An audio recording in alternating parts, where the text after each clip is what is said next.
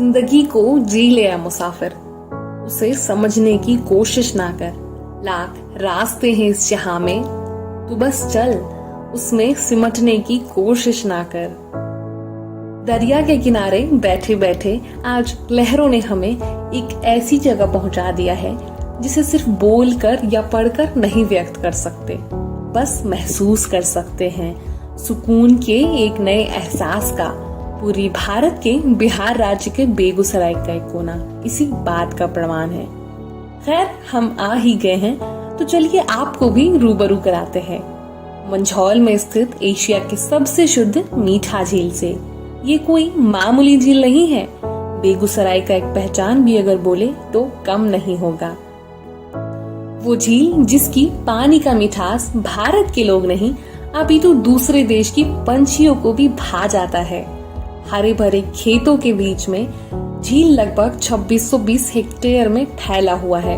100 से अधिक पंछियों की प्रजातियां यहाँ पाई जाती हैं। विदेशी पंछी अपने बसेरे के प्रबंध में यहाँ आते हैं। साइबेरियन क्रेन भी अक्सर यहाँ देखने को मिलता है। हाल ही में कांवड़ झील को रामसर साइट में घोषित किया गया है।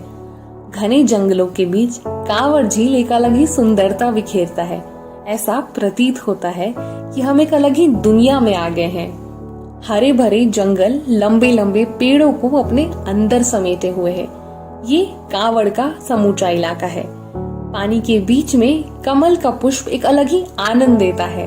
जंगलों में तरह तरह की पंछियों की आवाज किसी मधुर ध्वनि से कम नहीं लगती। झील से सटे थोड़ी दूर पर बस्तियों में लोग रहते हैं जिनका जीवन यापन इसी झील से होता है। नाव पर सवार ये नाविक लोगों को नौका विहार करवाते हैं। जो लोग यहाँ घूमने आते हैं वो नौका विहार का आनंद तो अवश्य लेते हैं।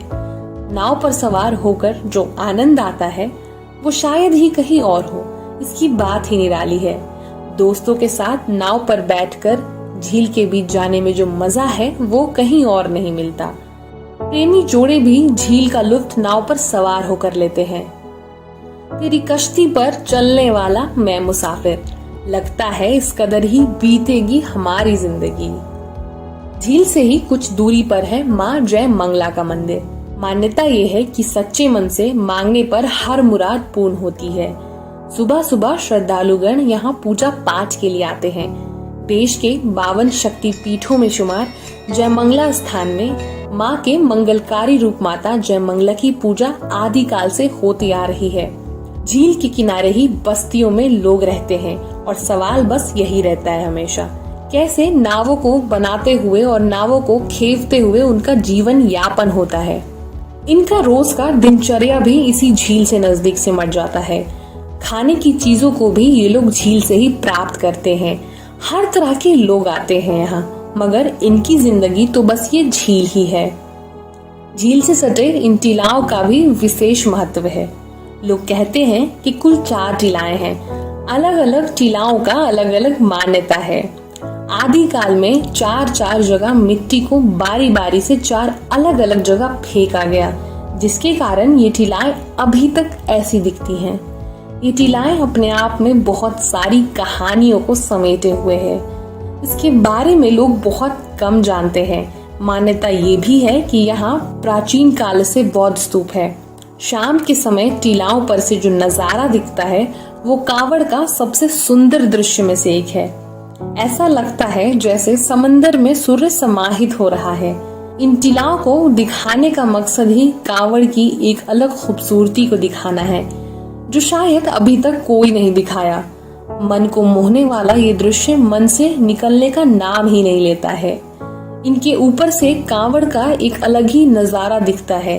ऐसा लगता है समंदर को हम पहाड़ के ऊपर से देख रहे हैं। कांवड़ झील एक अलग अमूल्य धरोहर के रूप में हमें मिला है। जिंदगी को जी ले आ मुसाफिर।